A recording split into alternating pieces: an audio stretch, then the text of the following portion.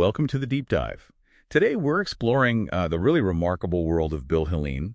He's a Tsimshian artist, and his work, well, it uniquely bridges ancient traditions with some pretty surprising things. Global, even high-tech stuff. Yeah, fascinating figure. Wolaxam Yout from Laxwellam's village. Born in Prince Rupert, 1960. Yeah. And his skills are just incredibly diverse. I mean, wood carver, canoe maker. Gold and platinum engraver, painter, illustrator, writer. It keeps going. Right. And his designs, you see them in art, even fashion, telling stories, showing crests. And interestingly, his older works, their market value is really starting to climb. So our mission today, you could say, is to figure out how Helin managed this. He started out fishing, had an accident back in '79, and then pivoted to art. Started at the KSM Indian Art School in '82. Right. How does an artist go from that to blending his indigenous heritage with, well, wearable art in leather and cashmere, but also designs for space missions and international leaders? It's that mix that's so compelling. How do you integrate these, seemingly totally different worlds? The space thing still kind of blows my mind. He actually designed the crew patch for the STS-78 Columbia Space Shuttle. That was 1996. The astronauts wore it. Yeah. And he even sent some of his own gold pendants, jewelry, up on the shuttle itself. Imagine that. Circling the globe 17 times. Zero-G art. Incredible, isn't it? It really is. And if you look at the bigger picture here, it just highlights how his traditional Tsimshian artistry, from the Pacific Northwest indigenous peoples, it isn't just stuck in one medium or context. No. That adaptability, especially of Tsimshian formline design, it often shows animals, spirits, all flowing together. It actually lends itself surprisingly well to representing complex ideas, things like flight or exploration. Oh, okay. Which makes it kind of uniquely suited for something really cutting edge, like a space mission patch. That range is just... Wow.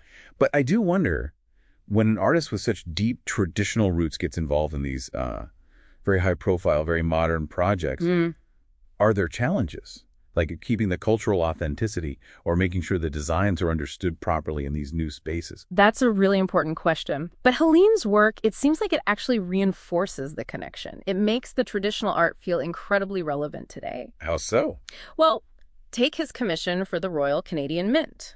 He created a traditional bentwood box design that's a really highly regarded art form for coastal indigenous peoples, for them to consider for future gold or silver pieces. Okay. Or think about the custom patch he did for astronaut Dr. Robert Thirsk's mission. That was 2009 to the International Space Station. He's not just slapping designs onto things, he's translating a whole worldview. And beyond space and money, his art shows up in, well, diplomacy and big cultural moments, too. Definitely. He designed a talking stick. Those ceremonial staffs used in indigenous diplomacy for President Bill Clinton. Okay. That was for the Vancouver Board of Trade. A significant gesture. And then there are these huge projects on Earth, too. Yeah. Like back in '93, he worked with 10 other Aboriginal artists to create the world's largest totem pole for the '94 Commonwealth Games. Indeed. And speaking of the games, think about the Ravensong canoe. Carved from a 600-year-old tree, right? He made that for the Tribal Journeys Flotilla. It carried the Queen's baton. Right. These aren't just art projects. They're like profound statements about cultural continuity, about engagement. What's really striking is how his mastery lets that traditional craftsmanship hold its power, even in completely new contexts. And it just keeps going. His work also reaches into, luxury custom stuff.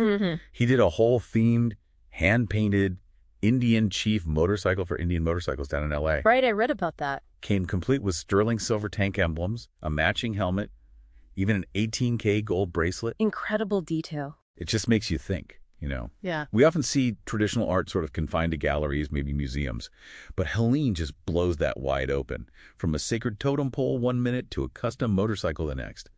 He's really redefining what indigenous art can even mean. He really is. And I think his pursuit of excellence is key here.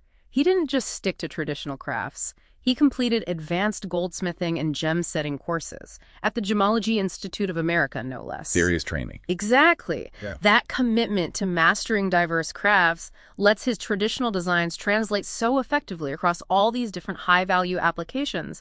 It allows him to reach a global audience but stay completely rooted in his heritage. So wrapping this up, what does this deep dive into Bill Helin show us? For you, the listener, it reveals an artist with just this extraordinary knack for fusing traditional Tsimshian storytelling and craft with, well, incredibly diverse high-profile projects. Yeah. His art has, quite literally, been to space, orbited the Earth 17 times. It's made its mark with the Royal Canadian Mint, that talking stick for President Clinton, even custom motorcycles. And the final thought I guess I'd want to leave you with is this. Just consider how an artist's deep cultural roots, when combined with this real willingness to explore new mediums, new collaborations, how that can elevate their work to be universally relevant. How it can powerfully connect worlds that seem so far apart, the ancient cedar forests and the International Space Station. A powerful connection. It really makes you wonder what other traditional art forms out there might just be ready for their own sort of journey into the future.